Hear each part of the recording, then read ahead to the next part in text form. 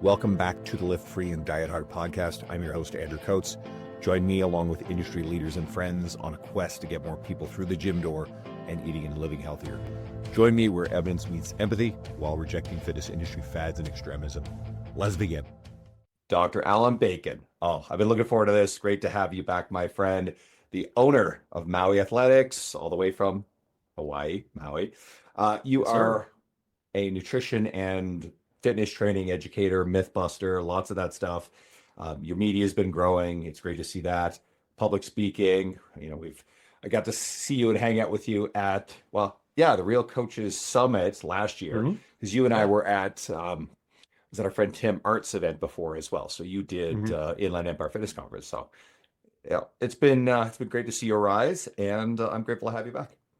Yeah, man. Thanks for having me on. I mean, it's always a pleasure getting to talk with you.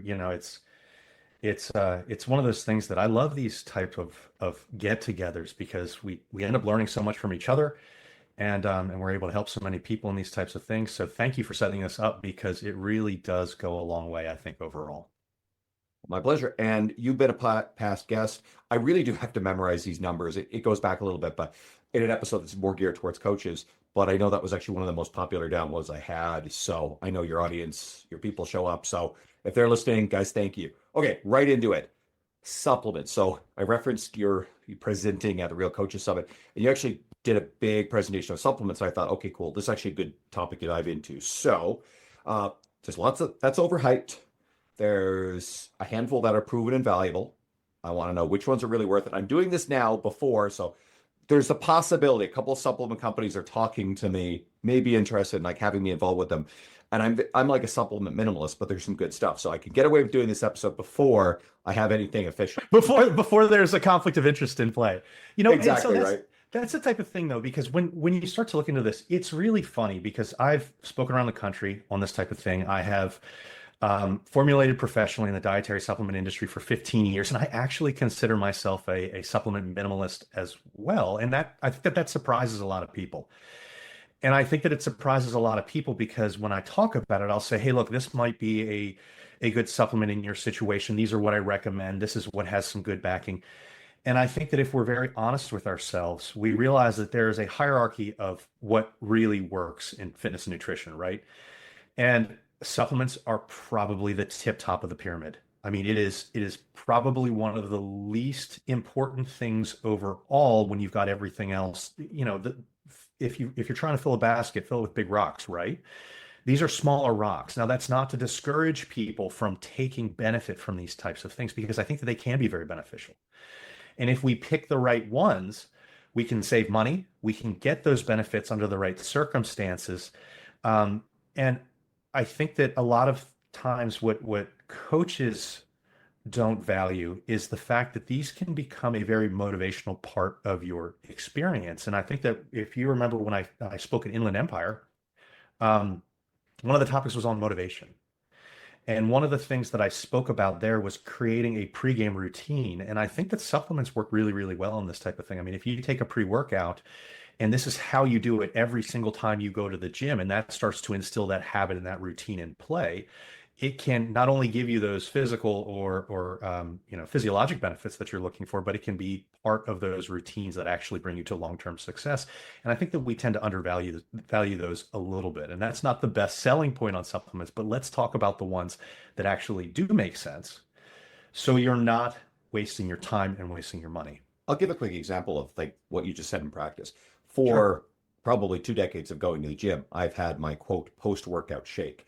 But doing that since we used to believe the anabolic window was really essential. Now we know it's really not a thing in the way that we used to believe. And it has creatine in it. So why do I do that? Well, I need to hit my daily protein threshold. I'm a bigger guy, so it's challenging to do it. You don't need to have the shake right away. I go home and probably have a meal afterwards. But it helps me consistently, reliably remember to take that extra protein. And I put creatine monohydrate. I know we're going to talk about that, because it's easy to forget something like creatine. If it's always going in my post-workout shake, the timing doesn't matter based on the research as I understand it. To me, I think if there were something that didn't show up in the research, logically speaking, where you're more insulin sensitive post-workout, you might get some sort of preferential absorption in it. I don't think the research is really like strong on that one. But For me, I just remember to do it. So it is part of my post-game ritual. Yeah, I mean, this is all about making your life easier, right? And so if there are these little things that you can do to make you much more likely to take these type of things to get the benefits, to have it fit in your lifestyle a little bit better, then this is exactly what you need to do to make that happen. Now, creatine and what you were talking about is a good segue into it. Obviously, a lot of the times we talk about supplements, the podcasters love to point out these really niche supplements that probably don't do a whole lot because they're new and it's flashy. I mean, NAD, NMN, those, longevity supplements, and we could talk about those a little bit later, but those really kind of come to mind. And it grabs people's minds and they're like, oh, that's really cool. Longevity sounds great. I would love to have greater quality of life. And then you realize that there's no backing to them, and showing a mechanistic change, you've got some different changes in some of the microbiology that doesn't necessarily lead to a health outcome is beside the point when you're trying to sell a podcast episode. So let's talk about the ones that really work. And creatine is one of those great ones. And it's funny because there was a big systemic review and meta-analysis that came out in 2023 or early 2024. And their conclusion was that the effects were very mild or very modest, I think it was their words. But what was interesting is if you actually look at the raw data that they presented to make this conclusion that it was modest, they showed that it increased lean muscle building by about a third. And so if you were going to originally build 3 pounds of muscle, you ended up building 4 pounds of muscle. To me, that doesn't sound modest. That sounds very I was surprised at how effective it was. And then I saw the conclusion. I was like, holy shit, they came up with modest based on this. And I didn't even believe the raw data from that data set. But creatine, the reason that it's talked about so much and why everybody really harps on it is because obviously it's the most proven supplement out there. And it's one of the ones that I would say literally everybody should be taking. It doesn't matter whether you're 18 or 80. It doesn't matter whether you actually engage in weight training. You should still be taking it. I mean, it's good for brain health, bone health. Bone is a metabolically active tissue that uses ATP. This increases ATP production. And this is beside that muscle building effect. And I bring this up because we get so many, this is going to sound stereotypical, but I got a lot of older female clients and creatine is kind of one of the last things on their mind. But this is the same population that has the biggest issues with osteoporosis. And so just to show that the muscle building isn't the only thing that this really gives us is a very important thing. And as long as you don't have anything that precludes your use, a active kidney issues. If you don't have kidney issues, it's not a problem. Potentially asthma, potentially an allergy to creatine. Outside of that, you should probably be taking it. Is there robust research on creatine supplementation for bone health, especially in the context of osteoporosis? I mean, it stands logical reasoning that it's solid enough where I'm like, I don't think I need to see a study on that, right? But yes. No, there's certainly evidence for that. Now, it's probably more effective in those situations than it is for you or I. So if you and I go to the gym regularly, if we eat enough protein, we're probably, we're probably depositing enough bone for it to be a wash from creatine itself. But in those populations that are susceptible, having that extra vitamin D, having the creatine, having calcium in their diets that they're probably sorely lacking, and particularly when you don't have the benefits of loading from weight training, it's only going to increase in its effectiveness under these situations. So these people that think that they don't need to take it are probably some of the most viable people to actually take it. And I want to point out all these benefits because yes, there are really great benefits to hypertrophy. And if we're to believe that most recent systemic, that 1/3 rate, increased rate, is very large in my opinion. I think it's probably a little bit too large, but it's there. And there's not really much debate on the fact that it's there. If you look at the breadth of evidence, pretty much everybody agrees that it's there in some capacity. And the cool thing about creatine is we originally had people arguing that when you take creatine, then you're going to hold a little bit of water weight, right? And so these lean body mass gains are likely due to that water weight. No, when you actually control out for the water that you're holding from it, we see direct and indirect muscle hypertrophy effects. Because and so because mechanistically, it is improving your short burst, intense strength output. And so it's enhancing your ability to train. And therefore, by enhancing your ability to train, you're getting the adaptations from that enhanced training. Oh yeah, I mean, if you're able to lift more or lift, either more load or more reps over time, that's going to add up to more lean muscle building. Now, obviously, if you look at it in the context of 4 weeks, yes, those gains are probably water related, and that's okay. But that's not why we take creatine. And so, if you're a person that does a DEXA scan for whatever reason, and I'm not recommending this, but you do a DEXA scan and then you take creatine for 3 weeks and you do a loading phase because you want it to saturate as quickly as possible. You take a scan in 3 more weeks, you're probably going to show a very significant increase in lean body mass. But that's water, whereas the direct effects from the training will take time. But the good thing is there's no evidence in history that suggests that we need to cycle off of this anyway. So once you go on, just stay on forever and you can continue to have those benefits. And just like you were saying, if we have a situation that makes it much easier for us, like if we get into the habit of taking it after we train, just because that's the way that we do it, and then we don't forget it, great. And again, if we have these older populations and it's particularly a problem for them to get in an adequate protein amount, well, a protein shake is probably something that's really good for them. And so if they've got a protein shake that also contains an adequate dose of creatine, there we go. You're knocking out all these things at once. Take it the time of day that you would most likely take it and be, consistent with that and move on with your day. And like you said, there is some evidence that suggests taking it post-workout might provide a little bit of a benefit, but that only seems to matter within the first 3 or 4 weeks or so. And then once you reach saturation, it doesn't really matter anyway. So is it going to be beneficial? I mean, it could get you to saturation a few days earlier, but does that really make a difference long term? Because, no, because you're probably going to have 1 or 2 more reps in your weight training during those weeks, but that's not going to add up into any appreciable muscle gain. So this timing for taking in creatine it's really just up to whenever you can get it in, because the end results are not going to change depending on when you do. And creatine is a molecule that is found in our muscle cells naturally anyway. Like the comment about an allergy was sort of surprising. I wasn't aware that such a thing was possible because we have this stuff in our bodies to begin with. It's not like, as you said, we don't get, it's not like caffeine where you become sensitized to it and you need more and more. It is just simply a molecule that is part of our what is it? Creatine, ATP, It's endogenous. CP, And so for the allergy comment, I will typically say that with literally every supplement that we talk about. It's going to be extremely rare with quick. And usually we only see case studies of people reporting these types of things. We never really see this as like a across the board type of thing. And maybe it's just the amount that a person took at one time. Maybe it's unrelated to the creatine itself, but those are those typical disclaimers that you give whenever you're talking about supplements.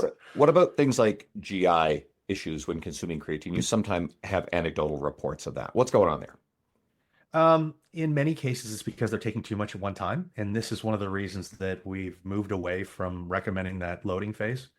And the loading phase, for the people that don't really know, is you take 20 grams of creatine every day for, a week or whatever the supplement manufacturer tells you to take it. And it will bring you to saturation faster. Now that's true. It does, but you're going to reach saturation in about 3 weeks of 3 to 5 grams anyways, depending on your body size, or maybe even a little bit larger for somebody of your size. And within that 3 weeks, just like we talked about earlier, if you're getting some increased volume or increased load, it's not going to be significant enough to make a massive difference. So you may as well just not waste the money. You may as well avoid the GI distress and just go with that 3 to 5, or maybe in your case, 7 to 10 grams.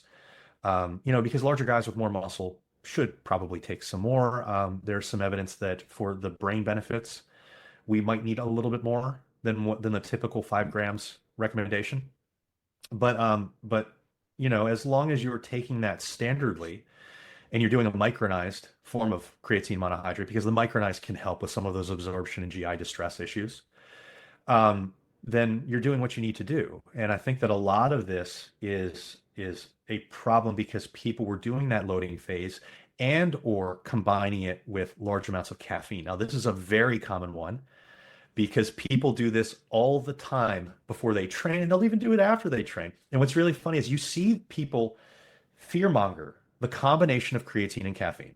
I've done it. I've literally said to people, and I remember your presentation on this to say that the evidence actually doesn't point to it. Now, we Yeah. also know what caffeine does. You get a good dose of caffeine and you go right to the bathroom. Yeah. And so, I mean, I don't blame people for thinking that because and there was a certain period of time where a couple of those studies came out very like close back to back. And so we thought, okay, well, these guys that are taking creatine and caffeine at the same time are showing decreased performance. What the hell's going on here? And then when we started getting more and more evidence, we started seeing, and there was systemic reviews that were done on this, and we started seeing, okay, well, the only times this seems to be an issue where we see decreased performance when these two are combined is when we're using very large doses of creatine and very large doses of caffeine in conjunction. And so we have these loading phases with people taking like 300 milligrams or more of caffeine, and they're running to the bathroom. And of course they are. And when your stomach is upset, when you have these GI issues, you're not going to be lifting as heavy as you possibly can. And so it was more of an issue of a gastrointestinal problem than it was an actual interaction between the two molecules because we don't see any issue with these two. There's no mechanistic reason why these two should counteract each other. And as far as the data goes, there doesn't appear to be one. Okay. So it's a good thing to take into account. It's something that you'll probably hear a lot because it still makes its rounds. But it's not something to actually be concerned about. And so if a supplement company wants to sponsor you and they've got creatine and caffeine in their pre-workout, it's perfectly fine. There's no problem there. I'm actually gonna this will be like a little bit of a side quest, but for anybody who knows me through my media, I will happily shout out brands that I actually like and believe in. And a lot of my friends, people like a Luca Hosavar or a Don Saladino and others who have brand endorsement deals, they will try a product for a long time before they will, ever sign on with it. So I'll give you an example. Recently, I bought a King Kong backpack and I fucking love the thing. It's expensive. I was looking for a good travel backpack and I posted it on my social media. Now, my aunt, who buys me all sorts of travel stuff over the years, bought me a King Kong gym bag years ago. And I still have the thing. I love it. It was great, durable as all hell. It's great quality stuff. And so I watched a ton of YouTube videos on travel stuff, backpacks, whatever. And the King Kong Edge, I think, is the one I got. It was just the one I liked the most. It scored really well. So I went and bought it and ordered it. So I posted up on social media, hey, I like this backpack, right? Anyway, King Kong, the brand, I tagged them. They followed me. They messaged me. And so we're chatting a little bit. And I told them the same story. And they're like, oh, well, what's this bag you have before? So I sent a screenshot. Like, oh, it's one of our originals. Do you want a new one? And so they sent me a brand new duffel bag, which is gorgeous and awesome. And so for me, I just like the bread. I like the stuff. And then they turn around and turned out to be really awesome. So that is how, but I'll be very clear. If it ever happens that I have a brand that actually endorses me, I will approach it this way. So I'm actually going to shout out the two supplement companies I've had a little bit of experience with. So recently, Momentous sent me a bunch of stuff. So I've been trying it, the creatine away, whatever. The sleep magnesium supplement, fucking love it. A multivitamin, omega-3s, a couple other things there. I'm like, honestly, this stuff's really good. And then so my friend Brett Bartholomew recently announced that he's sponsored by Momentous. Luca Hosavar is sponsored by Momentous. And I like Chris Williams' podcast, Modern Wisdom, and he's sponsored by them. And so high quality brand. So I'm actually really comfortable to say, hey, I'm really impressed with them. And then on top of it, I also connected with a pal of mine. His name is Jordan Boxer, and he is business partners with Muscle Doc Jordan Shallow, who's a friend of mine. And they're involved with a brand called Spoken. And so they've got something they're sending me, and I'm going to check that out and I'm going to evaluate it. But I know Shallow and his reputation. I know they're great people. And I know there's also the other Jordan Boxer. He is sending me some Quench. And so he's partnered up with the old BioSteel, and they've got a new brand. And so I got to try that while I was at Luca's, speaking at Luca's Vigor Summit. And I was really impressed with it. And I like drinking flavored electrolyte drinks during training, right? Just because I enjoy it. I will drink more water that way. So that's sort of a habit-based thing too. But I'll actually say, keep these brands on your radar. I'm going to check them out a little bit more, and I'll share a little bit more of them through my media. So, but I wanted people to understand the principle of how I go about this, as opposed to the people who are like, yeah, this supplement's the greatest thing. This is the reason why I got all my gains. Meanwhile, someone who's been using steroids for 15 years and all of a sudden claims that this new BCAA supplement is integrity is a thing. So anyway, let's go back to you. And I like how you drop BCAA because that's always the one that it was funny because you had brought up some ideas of like, oh, well, what supplements, are completely worthless and all that type of stuff. And I was like, oh man, we're gonna have to talk about aminos again. And that's always the one that people really love talking about. Yeah. But let's talk about a little bit more about some of the ones that can really help Yes. people out, and then we can shift gears. Um, Obviously some of the other ones that people have really heard about. I mean, beta-alanine is a great one. It might Okay. not necessarily help with maximal strength, although there is some data suggesting that in conjunction with creatine monohydrate, it might be able to. But it seems to shine with high intensity exercise lasting between 1 and 10 minutes, which makes it pretty perfect for things such as team sports, CrossFit, combat sports, anything that requires semi-prolonged bursts of intense effort. And so in as general performance enhancement, it's actually rather good. It gets downplayed a little bit in the weight training community just because we don't tend to lift our sets, for a minute or longer, but it does work for what it's, intended to work for. Betaine is very similar in that manner. And betaine seems to be coming out with more and more data that every time it does come out, it seems to be very impressive. I mean, it preserves hormones and performance under stress. And so, if you've got similar situations to what I was talking about before, combat sports, strongman competitions, CrossFit, team sports, betaine and beta-alanine would be very high up on my list as things that I would 100% be taking, along with taurine. And people, they really underplay taurine because you have it in just literally every energy drink that's out there. And I think that you probably noticed this when I talked about it at the conference. But the cool thing about energy drinks is if you look at the performance enhancing effects that they have, they seem to be dependent on the taurine dose, not the caffeine dose in the product. It seems to overshadow caffeine. So if we're talking about things that actually work for performance enhancement, taurine seems to do really well, and it seems to be pretty good at strength endurance, and total endurance. And I've got a lot of clients that are doing triathlons and marathons these days. I have no idea why. I'm not pushing them towards them, but these people are crazy and they want to enjoy it. And so I've got them all on these things that are really going to help them out there. Beta-alanine and betaine. Beta-alanine may not be the right choice for a really long endurance sport, but betaine and taurine could be very good under those conditions. And the one that I always like to talk about, the last one for performance enhancement and maybe some direct muscle building, are pump supplements. And these are ones that this surprises a lot of people. And this is something that is downplayed a lot by coaches. And I'm not 100% convinced, but there is some evidence, and it's decently strong, that points towards the fact that pump supplements could actually increase both strength and hypertrophy outcomes. The strength outcomes might come by enhancing calcium release and the efficiency with which calcium initiates force production. And the hypertrophy benefits may be due to exercise-induced hyperemia, cellular swelling, and the promotion of satellite cell differentiation. So it's funny when people talk about them and they're like, well, are these just cosmetic supplements? And the answer is, if they're actually true nitric oxide enhancers like nitrates, they may actually help with maximal strength and hypertrophy.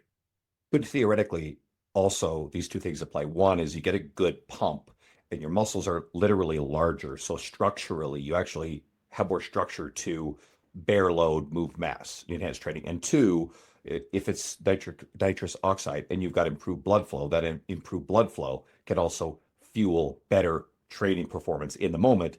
The same way with creatine, if you get better training performance on average across time, you simply get those results compound. Does that make sense, or is that a reach? Theoretically, it could. I mean, I'm on board with that. And again, this is one of those things that I don't really see any downsides to this type of thing. And if all we get from this is feeling like we're a little bit bigger, if we take pictures and they make us look nicer on Instagram and we're competing with the guys that are on 3 grams of gear every day, I mean, you're not hurting anything. And if it makes you motivated to do it, hell, this is a good reason to do it too. Because if you feel good when you're lifting, you're going to lift more. I mean, that motivation is a really big thing. Plus, placebo is a hell of a drug, right? Yeah. Okay, so let me rephrase. This will definitely build your strength and your hypertrophy. We can put a little disclaimer underneath that, and now people can pick up a pump supplement. But I mean, there is reason that it could work, and people really underplay these types of things. And it's like, you know what? It's fun. It is often well dosed in good companies' pre-workouts, anyways. And so, if anything, it's no negative and maybe a potential initial additional benefit. So I like to point that out because people do really kind of get down on those types of things, but we might find out here in the future that they really are helping. And anything in conjunction with the creatine and some of these other supplements that we've talked about can add in those last few percent. It's not the most important thing in the world, but those last few percent are nice. And if you're spending, your time, if you're really committed, if you're really having fun doing this, why not get a few extra percent out of these things? I suspect, and you alluded to this earlier, but the the cost of these things is a major thing. Like if you've got someone who, financially to do these things would be really stressful, then guess what? It's probably not even worth considering. But if you have someone with like abundant financial resources and you want to throw these investments in, and you're also doing most of the other basics really well, there's probably minimal downside. Well, if you had to prioritize what you should spend your money on, I would always tell people three things. And I've got a list that I give my clients when they start working with me, and I always prioritize three things. I say creatine, a well-dosed fish oil, and a protein supplement if it's needed. And honestly, for most people, a protein supplement is needed just because it's very difficult in people's lives to spend as much time, eating the meals to make it fit from a satiety standpoint. Various reasons why it's difficult to get in the protein that they need to. And so those three are very, very important and very good returns for your investment. And with Now, fish oil, what I want to stress yes. is do not fall into the mistake of accidentally focusing on the omega-3 numbers because the omega-3 numbers do not matter. The active constituents are the EPA and the DHA amounts. If your fish oil does not list individually the EPA and DHA amounts in the product, throw it away, get a new one. You're going to need to find something that's better quality. But if you can see the EPA and DHA amounts, you want to shoot for 2 to 5 grams per day to get the full benefits from a fish oil supplement. Now, if you talk to the American Heart Association, they say it's 1 gram of the EPA plus DHA, but we're actually looking at some other benefits that fish oil could potentially provide, including joint health. And I think that I mentioned this right before the last conference when I spoke on it, but a new study came out suggesting that there's even some hypertrophy potential benefits from benefits to cell membrane permeability that fish oil can provide.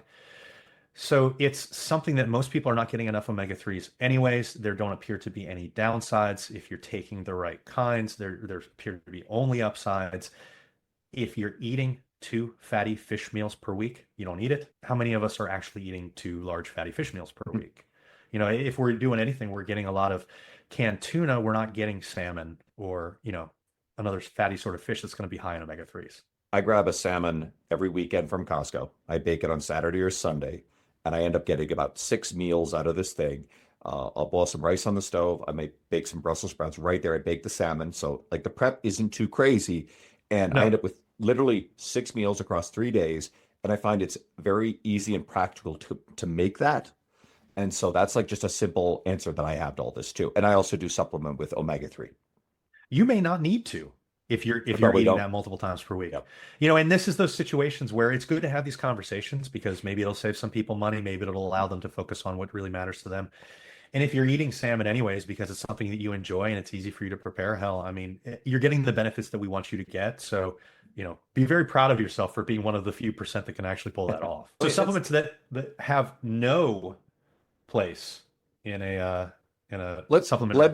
let me pull you back in a second because I want to see what Sure. you have to say about you mentioned vitamin D earlier, vitamin D and magnesium, because I think, as I understand it correctly, magnesium is one of the things that across society where probably most people are deficient in. Is that Yep, correct? And that is correct. is there anything to supplementation of magnesium? Because again, as I mentioned, the Momenta stuff that they sent me, there's a sleep supplement, and sleep supplements almost always have magnesium. And I notice I sleep better. I mean, this is anecdotal, but I notice that I sleep better when I take magnesium-based sleep supplements. I actually program a magnesium supplement for most of my clients as well. I think that it's a great one to have in. It's usually about 200 to 300 milligrams in a day. And please, for the love of God, get a form that is not magnesium oxide. If you get magnesium oxide, you're going to shit yourself. Get any kind of chelated form. You're going to be very happy with me if you do that. And I know this because when I first started dating my wife, You know, 15 years ago, I was like, let's get you on a magnesium supplement. She's like, okay, I'll go pick one up. And she kept like running to the bathroom. She's like, what's going on? And we finally figured it out. She picked up magnesium oxide. So I changed the way that I word that every time I talk to people about it. That's As far going to be as thrilled that you told that story. I know it's a great one to be putting out on public air, right? So the sleep benefits. As far as I know, the research is very hazy about this, but I'm actually in the camp with you where I believe that it's true.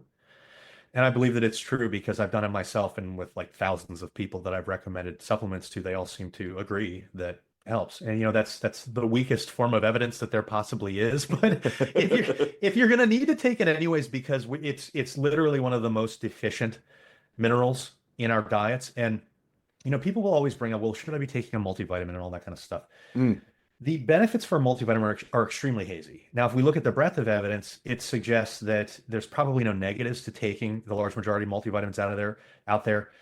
It probably won't help you outside of a few niche situations. But you know, if you're somebody that's maybe in like a contest prep type of diet, I would really be using one as nutritional insurance.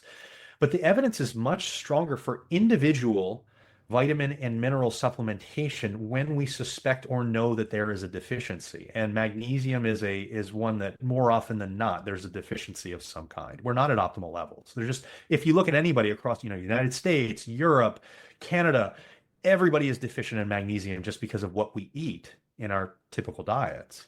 Are there And any so key foods that people could try to prioritize to get more dietary magnesium? Nuts and legumes tend to come up quite a bit. You know, there's meat, certain meats have a good bit of them, but you know, this is the type of thing that I would really just pick up a supplement and have it as insurance for myself in those types of situations. But the sleep benefits, I believe that there is sleep benefits to them because people are typically deficient in these. And we're probably benefiting from taking them anyways. You may as well just put it around your sleep and see if you like it. And if you don't like it, take it another time, you know? And so again, you're not going to lose anything doing this. And so there's the benefit there. But yeah, I'm on board with you helping with, you know, your idea of it helping sleep, because that's been my experience as well. Okay, now vitamin D, and then I want to hear the ones that you're like, nah. So vitamin D. Vitamin D has a little bit of back and forth research because it does raise blood levels. It doesn't always produce the health effects that we want, but when you're in situations where you're not able to spend time outside and get enough sun, I still think that it's a really good one to be able. Yeah, I think it's a good Northern Canada, like yeah. Irish At background. least you're very pale, just like me. So we convert vitamin D much more readily than everybody else. True. But you know, I'm Scottish. And so, so at least we can convert it better than most everybody else. But if you're in a situation, you know, like exactly like you're in, yeah, I would be taking it too. And how much should you take? I can't answer that. The only way to be able to get that would be to take a blood test to really figure out where you are. Because again, people are going to convert differently. You're going to spend different amounts of time outside. You're going to be wearing different layers of clothing. And so people always want, well, how much should I take? I got no clue. What you need to do is go to your doctor, get that blood test, and figure out how much you should take. Because the recommendations for things like magnesium, they tend to work pretty well as a general recommendation. Vitamin D doesn't seem to work that way. And vitamin D doesn't seem to work that way because it requires different levels sometimes to different intakes sometimes to raise blood levels for certain people. And so you'll see a doctor recommend X amount. Well, in supplements, our upper intake limit is around 4,000 IUs, but you'll see a doctor give people like 50,000 for like a month. And so it might be indicated for that person and it might make sense. But that's why if you ask a person that, you know, works in supplements or does research in supplements, they could give you a range, but you may have to go well above the range that they can recommend based on your blood test specifically. So this is where I would get a blood test anyways and figure out what you're doing and where you should go to be able to do that specifically. Are there any other supplements that blood tests can be useful to give you an indication of, hey, there's value here? I mean, any of the vitamins and minerals. If you go out and you suspect a deficiency of some kind, that would be something that would be beneficial. You know, and you'll see some A, E, zinc, magnesium, some of these other ones, D, that tend to be the common deficiencies in people, and it might be worthwhile to test yourself in some of those when you first begin a fitness journey so you can figure out where you are, or test yourself 3 or 4 months in after you've revamped your diet, because it would probably be a good idea to give your diet a little bit of a chance to work. Um, and then figure out where you go from there, because maybe the foods that you're choosing aren't rich in one or the other, and then supplementing in some way might be a smart thing. But this is where people get the confusion and the distinction between multivitamins and some of these specific vitamins and minerals. The evidence is much stronger when you are fixing a problem that you have, rather than when you're taking the shotgun approach and you're just like throwing it at the wall and hoping that it sticks. And that's not to talk badly about multivitamins, but we should really temper our expectations. And that's one of the reasons that multivitamins aren't on my main list of these are what you should really be taking, because the return on them is probably not as high as what one would think. Okay. The stuff you're like, nah, this is a waste of time. Well, supplemental aminos will always, top that category, just because of the fact that it's been pushed so hardcore for so long. And unfortunately, it's been pushed really hardcore for so long based off of essentially unnuanced data. And it's not that you can't find situations in which they work, because you certainly can, but that's where the confusion comes into play. Because I don't want to say that people are trying to sell you on supplements. Yes, some people are, but I think that a lot of times those researchers, when they came out with this research, they just didn't have the breadth of research that we have now to be like, okay, well, there was the problem with that study. And so when these studies were trickling out beginning in the early 2000s, the first two studies that I remember looking at them, one was on mice that were essentially drowning, and they had been starved, and then they give them supplemental aminos, and the ones that had the aminos were able to swim longer. And then another one was in wrestling competitors that had been trying to make weight for a competition. And so when you're trying to make weight, you're both drastically cutting your calories and drastically cutting your hydration. And so the ones that were rehydrated with supplemental aminos were able to perform a little bit better. And so, it was very promising in the beginning. And then it makes a whole lot of sense. Well, we need aminos to repair and build muscle. So the logical next leap was, well, we can build more lean muscle with this type of thing. And then we started looking into the research, and we found that if you had at least about 1.1 grams of protein per kilogram of body weight or more, I mean, that's pretty low. It negated any of the benefits that we would see from aminos. And this doesn't matter whether it's BCAAs or EAAs, because people are trying to make that shift to EAAs now, because BCAAs has kind of gotten that bad rap, and they're like, well, let's switch over to EAAs because it's still super cheap and we can make a lot of money. But we don't see the benefits there either. And some of the most recent research, there was a systemic review that came out in 2024 that looked at supplemental aminos, and it came to the conclusion that it increases recovery. And this is true, but again, it's a conclusion that lacked nuance. Because if you look at the studies that suggest improvements to recovery, they were either compared to a non-caloric control, or they did not show any benefits when compared to an isocaloric control. And what that suggests to us is that it's actually the calories doing the work and not the aminos. And this can be confusing for people, because the FDA has a loophole that allows you to sell supplemental free-form amino acids, and you don't have to list calorie content. So these amino acid supplements actually have calories, but they all put 0 on the bottle, because if you were a company that put 50 calories or 65 calories or whatever it has, the consumer's not going to buy you. They're going to buy the one that says 0. Because what do people love to do? They like to drink it all during the day because it tastes great. And, I get my aminos and it's really helpful. The calories that they're taking in is comparable to a per gram, like common table sugar. And so we have these situations where, okay, well, I want to take it because I'm training fasted. Well, Wolf 2017 looked at that, and it found that there was actually lean muscle loss when taking BCAAs when fasted. And I was like, okay, well, I'm going to take it to recover. And then it's like, well, if you really want to recover and it has the same calories per gram as sugar, and sugar causes better recovery, and it's cheaper, and it tastes better for most people, and it increases performance better, why wouldn't I just buy sugar? Why wouldn't I get Gatorade? And so, when we start to look more and more in depth at these types of things, it starts to go, okay, well, maybe there's not this really big reason to buy these supplements. Maybe there are only some niche cases in which it makes sense. And if you want to do it, I mean, getting an EAA supplement makes much more sense than getting a BCAA, but there's only a couple situations that I can think of.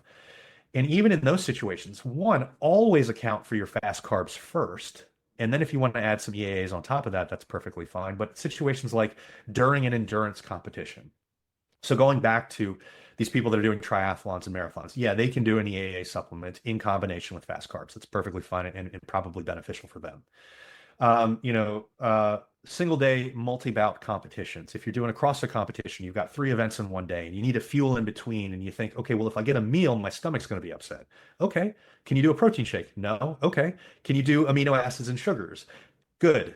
Go with that. And so we've got these situations in which it can make sense. And there's a limit to the rate at which you can absorb glucose and fructose. It's actually why most sports drinks have a combination of those per a number of grams per hour. And I can't remember the exact amount, but then I'm guessing that the EAAs would be separate to that. So it would have enhanced benefits if you're literally trying to min max the exact amount of fuel you can take per hour for extreme intense endurance needs. I would think that that's probably true. I'm actually pulling up the number right here. That's why I'm ignoring you for the moment. That's okay. This is good because people can actually see the numbers. The oxidation rate for exogenous glucose is 1.1 grams per minute. Okay. So it is rate limiting. Now, if we go to a 2-to-1 ratio of glucose to fructose or glucose to sucrose, you can increase that by about 20%. So the first thing that we want to do, if we're worried about being rate limited because we're doing something that's super important, we're doing a competition that we want to have the best performance in. One, you probably should be taking that betaine and beta-alanine that we were talking about before. Then 2, you should be looking at a glucose fructose combination in a 2-to-1 ratio because that's going to allow you to have the best oxidation rates to pull energy from that. And then if you want to add, 15 grams of EAAs on top of that, sure, knock yourself out. It's perfectly fine. There's even another consideration. It's simply the gastrointestinal tolerance for it, the rate at which you can absorb it. And what ends up happening with a lot of endurance athletes, if you see these pictures of marathon runners who've shit themselves, it's in all likelihood because they have exceeded their ability, like they consumed glucose and or fructose or at a rate higher than what their gastrointestinal ability is to deal with it. That certainly adds in. The other thing that adds in is they have a tendency to do a lot of glycerol monostearate. They have a tendency to do a lot of baking soda. And these things actually enhance endurance performance. But they can wreak havoc on your intestinal tract, and it requires a very large amount of these two supplements. There's a reason that I didn't recommend this earlier. It requires a very large amount of these two things, and I don't want everybody turning into, this situation where you're going for a run and you're crapping yourself, and you're like, man, I really wish I wouldn't have listened to Allan at that podcast. But they work as supplements, but it's the benefits are. This is funny. So I was at the gym with a couple of buddies a couple of days ago, and one of them asked me my thoughts on. They're asking all these supplement things. I'm answering, and then they mentioned baking soda as a pre-workout. I'm like, I don't mechanistically understand how that could possibly do anything. And again, I said placebo is awesome, but it seemed that I've never heard of this. Like, is there anything behind this? For baking soda, yes, but not for weight training. It changes osmotic balance and it helps you to hyperhydrate. Okay. And it's a buffer for hydrogen ions. And so that's actually one of the ways that beta-alanine works. I mean, people will talk about the burn during exercise. If you were to talk about that with somebody, what do you think Gen Pop will tell you causes the burn during exercise? They'll say lactic acid, which is actually not what it is. It's not what it is. No. It's hydrogen ions and inorganic phosphate molecules. And so if we're trying to prevent issues with our muscles being able to fire over long periods of time because we're picking up lactic acid. I mean, people really, they've bought into this idea that lactic acid comes from like this really high endurance training or really high pump workout training. It's that H+ ion buildup. And so if we want to mitigate that, we want things that can scavenge the hydrogen ions, and baking soda tends to do that really well. But it doesn't tend to do that really well for weight training. We're just not producing enough for it to be really viable. So I couldn't understand how baking soda might give someone energy before workout, but I'm sure you could do all kinds of stuff. No Placebo energy. effect, if you No, believe that's it. No, placebo. that's placebo. So, Okay, cool. yeah. I'm glad I that mean, came up. maybe if he wants to run faster because if he doesn't finish, he's going to crap himself. That might be motivation there, but there's no real reason from an energy standpoint that that would be working. Fascinating. Okay, we are almost out of time. Can you do a quick, like, what are anti-nutrients? Why do influencers just like to walk through grocery store aisles and misrepresent this shit? Uh, in like 5 minutes. Man, we had so many topics that were really good that we were going to get to for I'll this. bring I'll bring you back for another episode because these are You, great. I've got well, way you more. should know that if I start talking, I won't shut the hell up. So that becomes a real You're problem, you not as know? bad as Luca, who by the time you guys are listening to this, you should have had the last episode with Luca. Like, if I have a timeline, because I have something right after this, if I have a timeline, I have to be very careful and I have to like find a window in with Luca, like before I get near the limit. So, anti-nutrients. All right. So anti-nutrients, they're compounds that reduce the body's ability to absorb essential nutrients. And this has been, I don't know why this has become a hot button topic, but it is absolutely mind-numbing to people that understand nutrition and biology that it's a thing because it's not a major concern for literally anybody unless you're going through periods of extreme malnutrition. Like there's no real situation in which anti-nutrients would become a problem. I mean, they evolved to protect plants from bacterial infections and insects. They were not evolved in any way to do anything to humans. And the way that I like to kind of compare this is that people kind of understand that there's a lot of different spiders that are venomous, right? But like a common cellar spider, if you get bit by one, it might itch a little bit and then it kind of goes away within 24 hours or so, and that's about it. To a bug, it's going to absolutely devastate their system. To a human, it's kind of like nothing. And that's what this is. Even if you're eating tons and tons of legumes, nuts, and grains, I mean, they have the largest amounts of these things that people really worry about. And, examples, phytic acid, oxalates, or Mm. lectins. Um, and these influencers are putting it out there as if like you're a ladybug and you're not. You're this human that has to deal with this. And so if you listen to an influencer, they'll point this out and they will justifiably say that these can lower the absorption of some nutrients, and they do. But the fact that these foods are very high in nutrients, it completely counterbalances any kind of negative aspect that these things cause. Losing 2 or 3 milligrams when you're getting 400 milligrams of whatever it is doesn't make a difference, and it doesn't hurt you in any way. And if you really want to understand the practical effects of these, just look at the outcome data. I mean, there are tons of large systemic reviews on the foods that have the highest anti-nutrients. I mean, if you look at studies of legumes, nuts, whole grains, what do you see? You see an inverse relationship with pretty much every disease in existence. You see less cardiometabolic disease. You see less type 2 diabetes. You see less hypertension. You see less cardiovascular disease. If you look at overall weight gain, like if we're talking about the obesity epidemic, you see an inverse relationship with whole plant foods and whole grains and this. If you're eating, like whole grains as a staple, there's so much fiber in there. They're so filling. Like these things aren't adding into any problems that you have. And so if these plant defense chemicals were an issue, people that were eating the largest quantities of these would be at the highest risk for disease. But we see the opposite. They tend to be healthier. And I don't want this to sound like a diatribe that is going in and telling everybody that they should be vegan because I'm that's the opposite of what I am. I am a rote omnivore. I think that there are very real benefits to lean meats. There are very real benefits to dairy. There are very real benefits to eggs. But at the same time, we can't ignore the benefits that fruits and vegetables bring to a diet. And you only get optimal health when you combine all of these things into a smart, overall nutrition plan. And so people talk about these influencers and well, why are they grabbing onto these types of things? And I think that's one of the questions that you wanted to Mhm. get into with it. And the answer is because a hyperbolic claim sells. If I make an Instagram reel and I say fruits and vegetables are good for you, I'll get 2 likes and everyone will be like, no shit.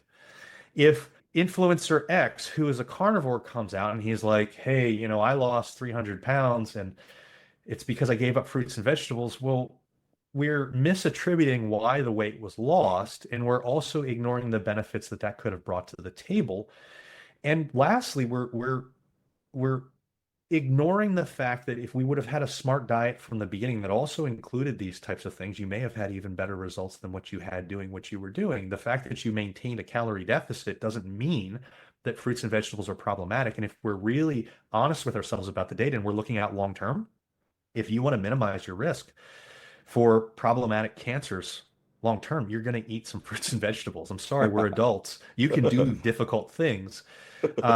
And it doesn't say anything bad about you just because maybe you fell for carnivore at one time. It means that we're all wrong. We all, we adjust as we get new information and we improve our practices. And so this is one of those things that people are really falling into because the algorithm loves to push hyperbolic claims. Because if you make a hyperbolic claim, the people that are kind of conspiracy theory or want a hack or something will hit like and they'll comment. And then the other people who really understand what's going on will make a comment. They'll be like, this isn't true because, but it gets that double engagement. Mm-hmm. And so these types of things that come out and make these off the wall claims really spread like wildfire on social media. And the analogy that I like to use is this is the difference where if somebody comes up to you and they say, have a smart omnivore diet, lean meats are fine, fruits and vegetables are fine, grains, dairy, a whole minimally processed diet is great. It's like learning history. And then somebody comes in and they're like, but about the anti-nutrients and, look out for all these like insulin and cortisol and all these other things that are happening. That's trying to get your history from ancient aliens. And so it's very entertaining and it's wonderful to see, but you're missing the nuance of what's actually happening there because they're showing you an example of what happens when you eat raw kidney beans by themselves, which no one is doing. Yes, if you eat a ton of raw kidney beans, you're going to throw up and it's going to cause some problems because of some of these things that we've talked about before, the anti-nutrients that we talked about. It's not great for you. The second that you cook them like any normal human will do, we're not popping these things like jelly beans. It removes the issue. And so, the only examples that I can think of that are actually really problematic, we don't eat in that manner. And so it works itself out in practicality, which is why nobody in the past 100 years, during these times that we're really moving into health and fitness, has like had any kind of negative health outcomes from eating a salad. Dr. Allan Bacon. Thank you, my friend. You've been wonderful. I wish I had more time. Okay, so everyone can follow you at Bacon on Instagram. Any other resources you want to point people to? Just make sure you spell my first name correctly. When you spell Allan, it's Allan. Otherwise, you won't be able to find me. And you can certainly go to my website at mauiathletics.com. There are links to all of my social media down below. There's a heavily research-backed blog that's got a lot of really good free information for everybody. And if you've got any questions, reach out anytime. I'm happy to help. You're amazing, my friend. Great to have you on. I know your tribe are incredible. They show up, they support you. So if anybody listening is here from Allan's stuff, you know what? I've got a lot of other great episodes that I guess I'm not sure what number you'll be in the intake, but all the recent stuff is really geared towards more of a general audience. I think coaches are still going to love this stuff. The old stuff is very like, hey, career development, fitness industry stuff. But charting a new course, I want to reach a broader audience. You guys can help me. Take this. Someone in your world needs this. The person you thought of, go slip this into their DMs. This is going to do me great favor. It's going to help them. It helps this grow. It helps more people find Allan and support the guy that you guys love so much. Allan, thank you, my friend. Hey, thanks, Andrew. I appreciate it.